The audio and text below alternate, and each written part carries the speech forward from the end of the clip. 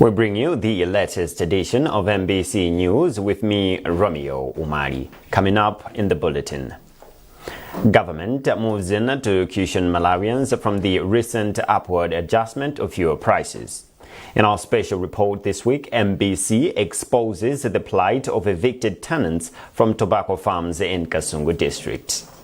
Ministry of Trade and Tourism implores a regulator to intensify regulations aimed at protecting children from betting and gambling.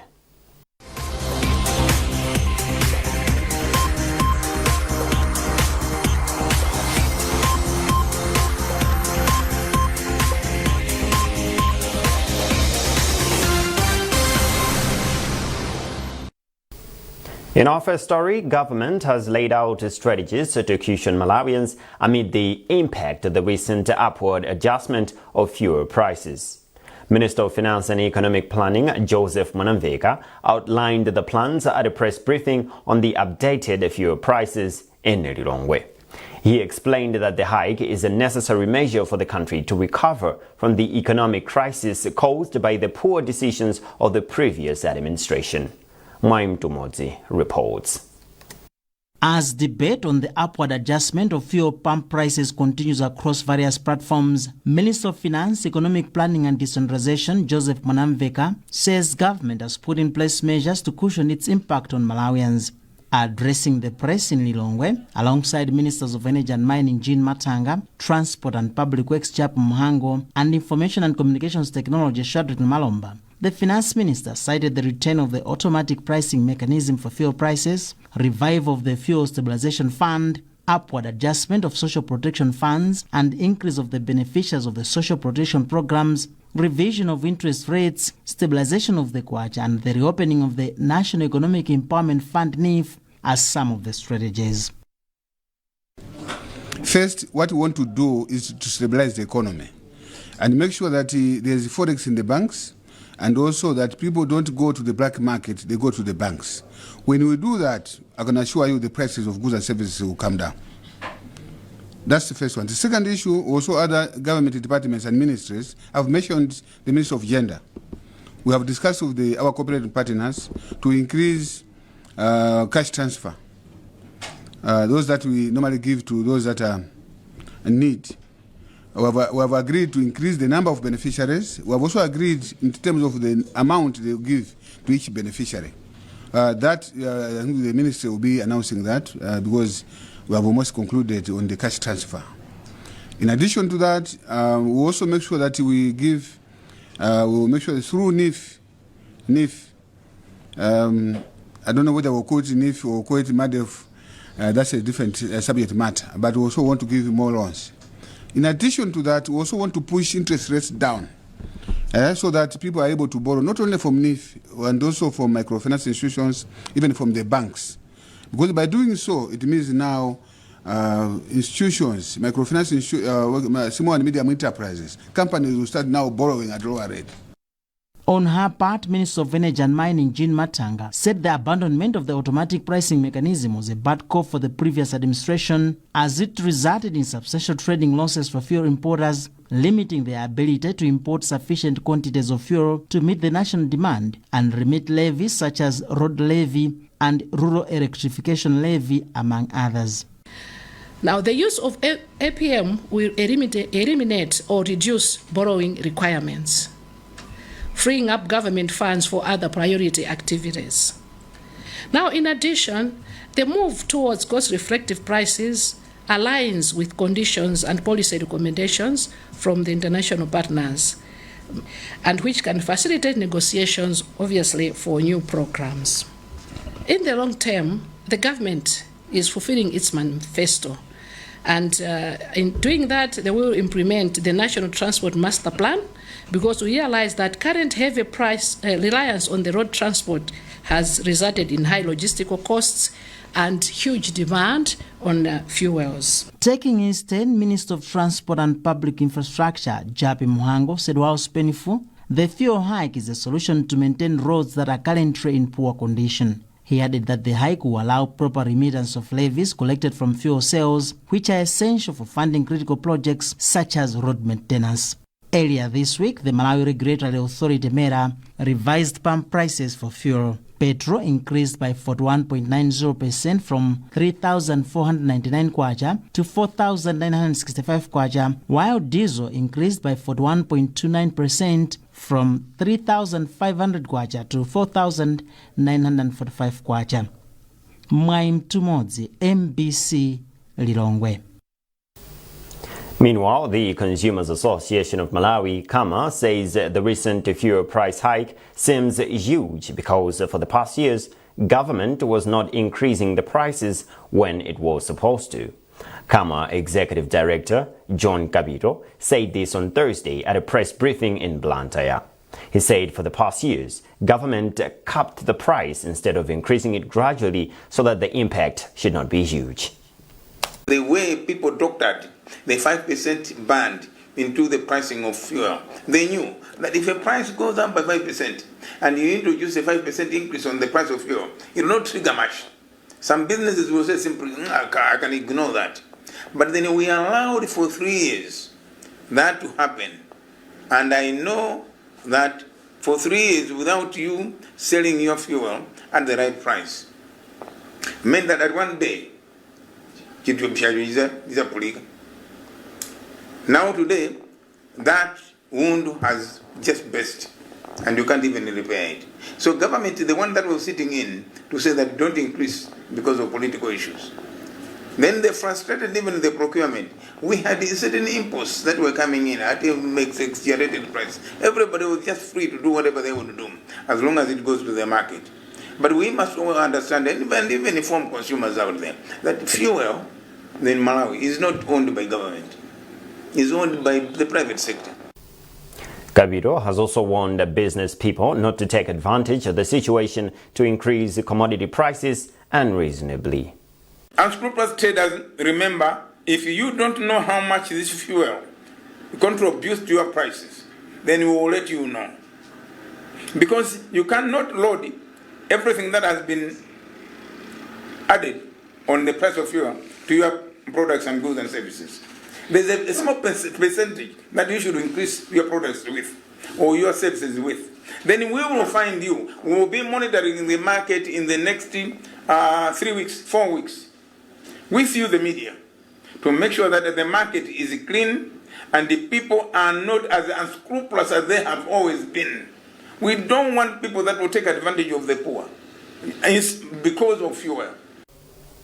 Ministry of Finance, Economic Planning and Decentralization has commended the large-scale disbursement of gratuities to retired civil servants this month.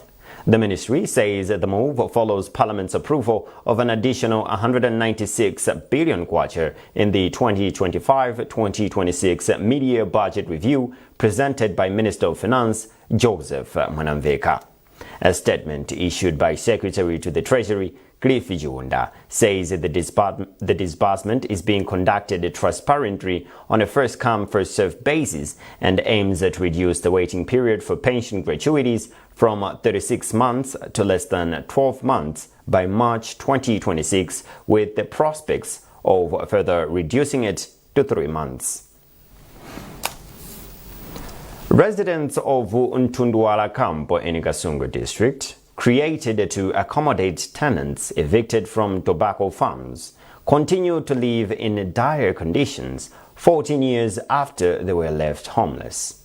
The camp in Kasungu Southwest is home to 127 households who currently shelter in grass-thatched huts with limited access to basic social amenities, including health care. According to one of the residents, 40-year-old Ida Banda, life at the camp has become increasingly difficult as families struggle to meet their basic needs. We have a report by Jensi Sumoyo. Ntundwala Camp, located about 70 kilometers west of Kasungu Boma, is home to 127 internally displaced households. Rows of grass huts spread across a small piece of land paint a grim picture of the hardship faced by the former tobacco tenants. The residents' plight is evident upon arrival at the camp, where the lack of essential social services, including medical facilities, continues to negatively affect their well-being. Ida Banda, a 40-year-old single mother of 6, is among those bearing the brunt of these challenges.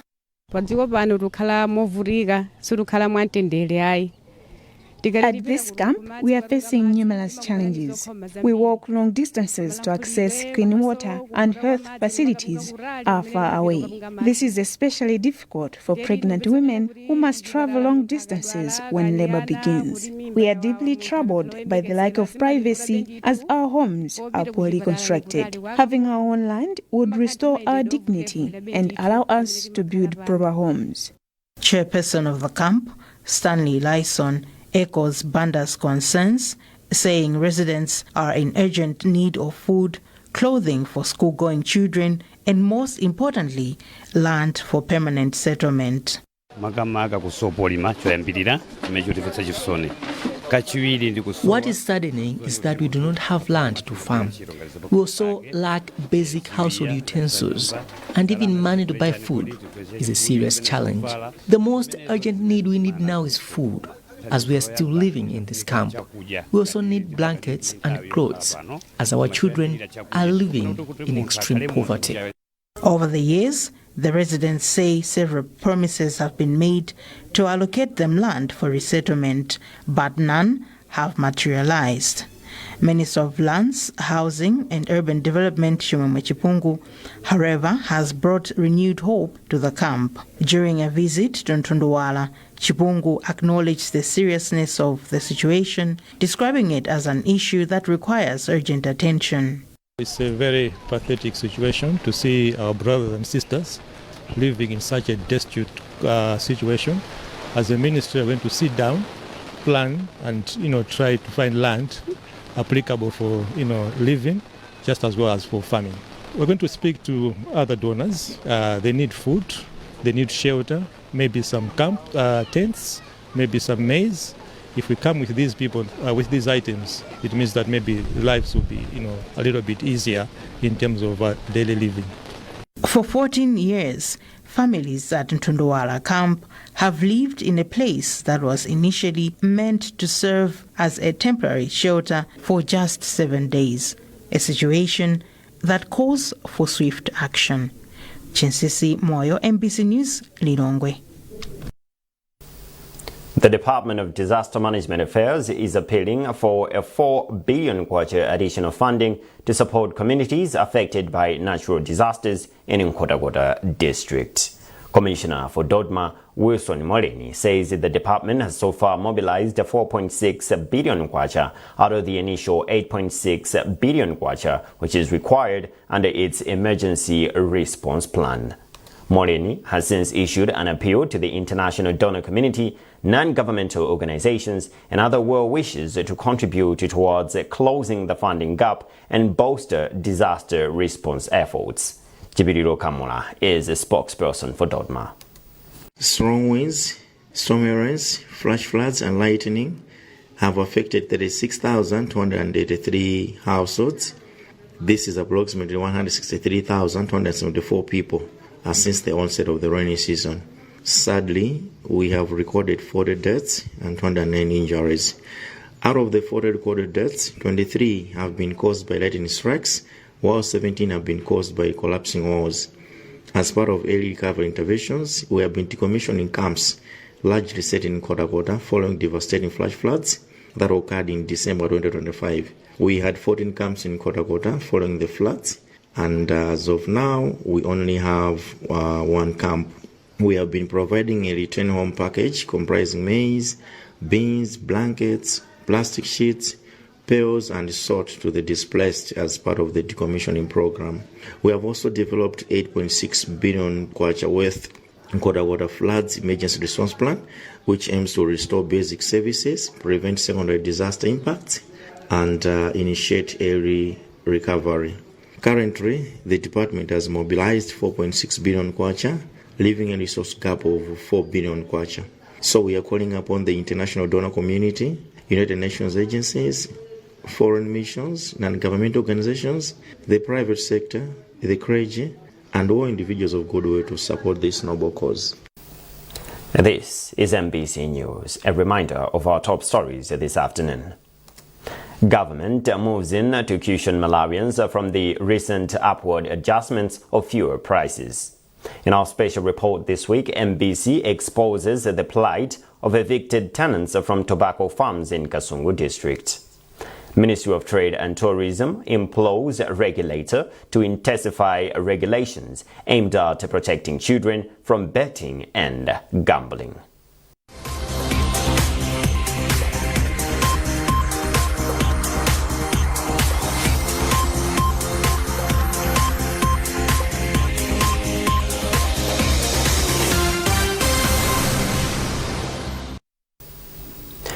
Moving on, Minister of Homeland Security says his ministry will take decisive administrative action, support prosecutions where necessary, and implement institutional reforms to restore public confidence and integrity at the Department of Immigration, Road Traffic, and other departments under his ministry. He says ethical conduct, professionalism, and respect for human rights are mandatory obligations for every officer under his ministry. He says he will never shield any officer indulging in unethical and unprofessional behavior. The minister has cautioned officers against engaging in corruption, abuse of office, or conspiring with criminal activities, including those involved in human trafficking and bribery. Furthermore, the minister strongly has denounced officers suspected of facilitating irregular travel or aiding human traffickers, particularly those recruiting victims. The Minister of Education, Science and Technology says youth participation in the education system is crucial to scaling up initiatives that benefit the sector. Minister responsible, Bright Msaka, was speaking in Lilongwe during a media briefing ahead of the 2026 International Day of Education, which is commemorated on 24 January each year. Msaka said the ministry plans to involve the youth in contributing ideas when developing the curriculum in order to promote their participation in the education system. He explains. The youth, in interfacing with our consultations, took the view of the strong view that they are not particularly keen to continue learning things that they will not apply in their lives, So they are trying to move away from learning things for the sake of learning and memorizing and passing an exam.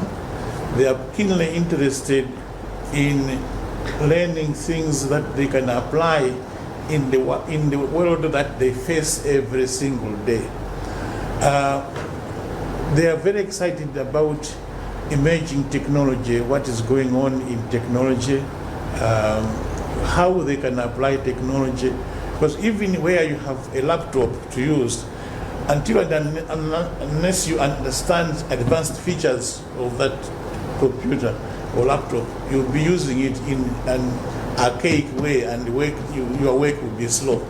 And many of them have heard about AI, and they're curious about what AI, artificial intelligence, can bring on the table in the years to come in their world.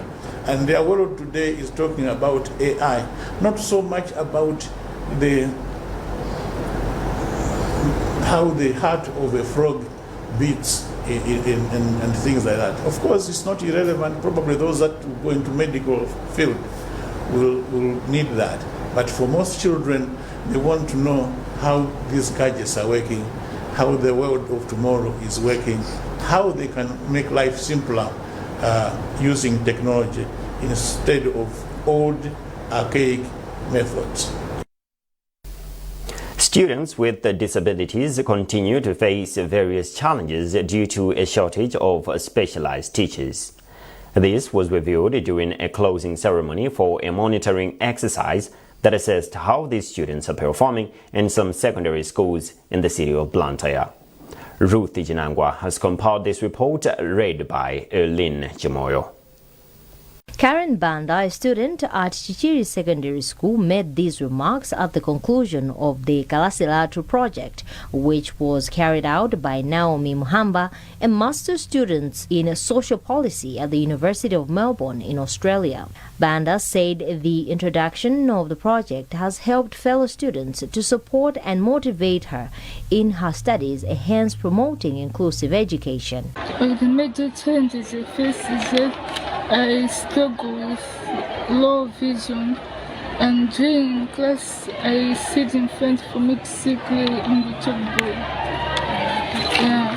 So I always tell the teacher to write the bigger letters for me to see clearly.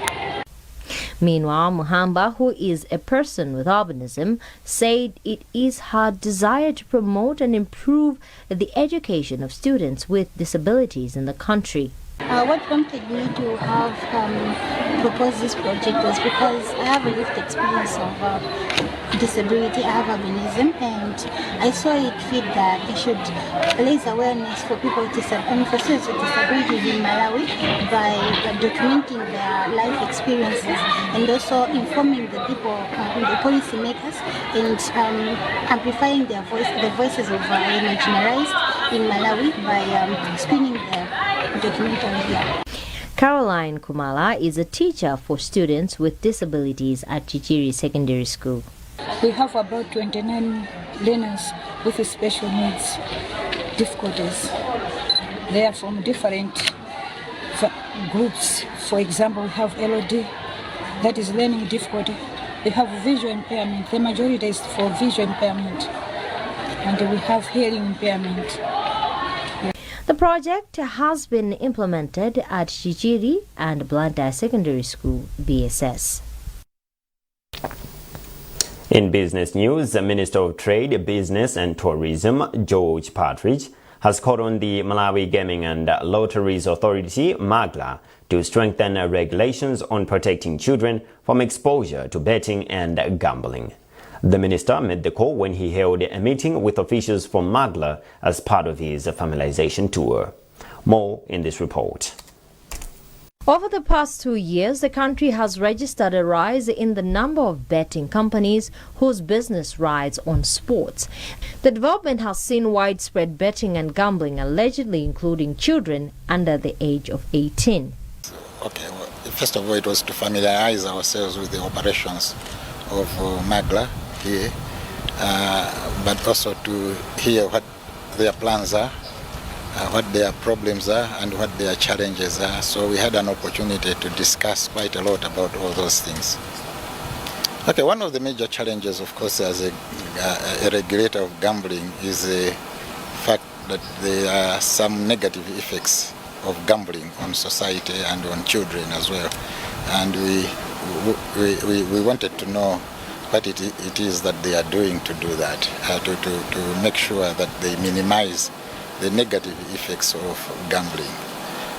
The other issue was the challenges that they are facing in terms of office space. While acknowledging some challenges that affect their operations, inspections and enforcement, Director General of MAGLA, Rachel Mijiga, said they will be scaling up sensitization this coming financial year. I think it's very important for me to say sincere gratitude to the Honourable Minister of Industry, Business, Trade and Tourism, Dr. George Partridge, for visiting us at the Malawi Gaming and Lotteries Authority this morning.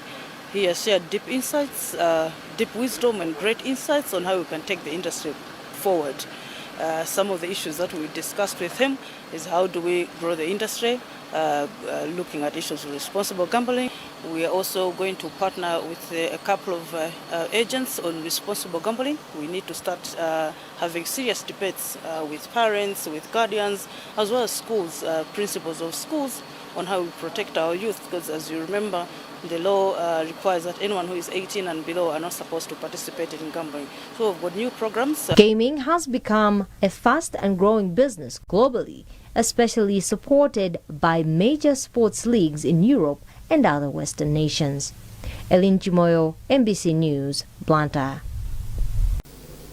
Over 370 youths from Blantyre Northeast constituency have received business starter packs after finishing training in various vocational skills. Agunda Ministries, in collaboration with the Member of Parliament for the area, Klaus Jigufenji, have been training people in the area in skills such as tailoring, cosmetology and plumbing. More in this report. One of the trainees, Petronera Gray, says life was hard, but with the training, her life will never be the same. I was struggling to make ends meet. It was not easy. Now I'm sure that my life will change for the better as I'm set to embark on a business venture. Member of Parliament for the area, Klaus Jigufenji, says the initiative deliberately targets the youth as they are integral to Malawi's transformation. So this is their alternative way to be a productive citizen of Malawi, because you can't be productive when you don't have anything to do.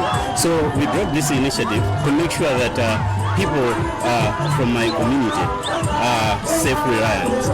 They're able to fend for themselves, they're able to support their families, they're able to do whatever they can do in order to develop their community.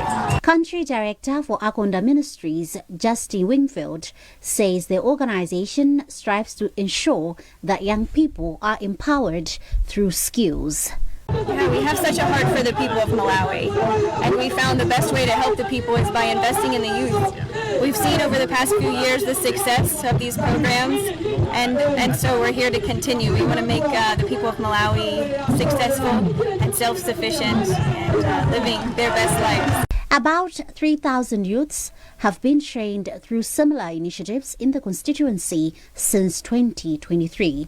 Evelis Chingambe, MBC News, Blantyre.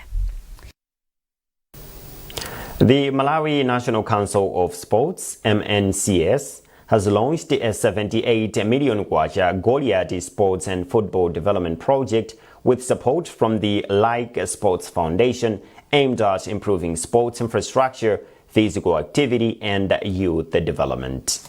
Speaking at the launch held at Goliath Primary School in Cholo District, Like Sports Foundation Director Ari Koivu said the 6-month project will involve the renovation of the school's football ground, netball and volleyball courts, as well as training teachers in physical education, coaching, health education, among others.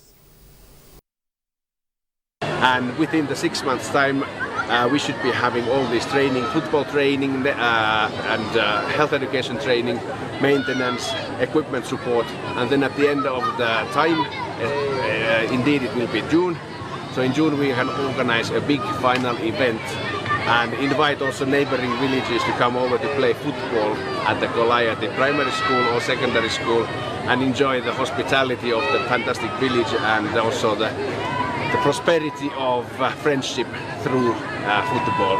So that's about the 6 months timetable and what we are going to do with that a bit more than $40,000. Our focus is also to develop the school sport. So the school sport can be well developed if our physical education teachers in schools, they teach physical education and using the facilities that are user-friendly and also playable. Not only that, even the equipment which can be not hazardous as players or athletes or students using them. So yeah, Lika is here with this project. This initiative has been warmly welcomed here at Goliath Primary School, and I'm sure that learners at Goliath Primary School. And that's it from our newsroom, a recap of our top stories before we leave.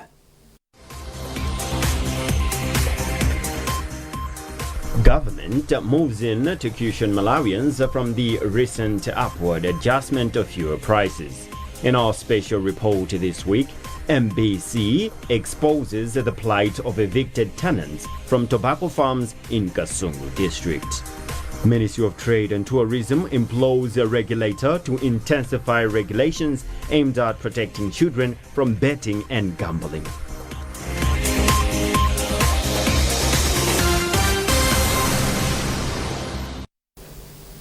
Keep up to date with our news coverage on our digital platforms by scanning the QR code at the top right corner of your TV screen. You were with me, Romeo Umari. Many thanks for watching, and bye for now.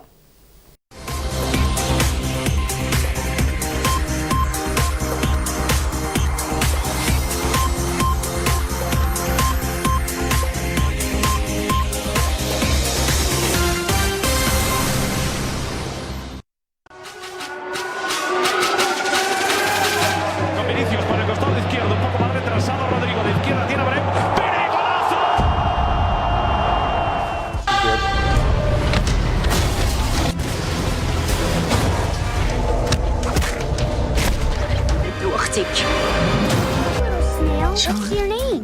Gary, huh? It's my game. We put everything into this.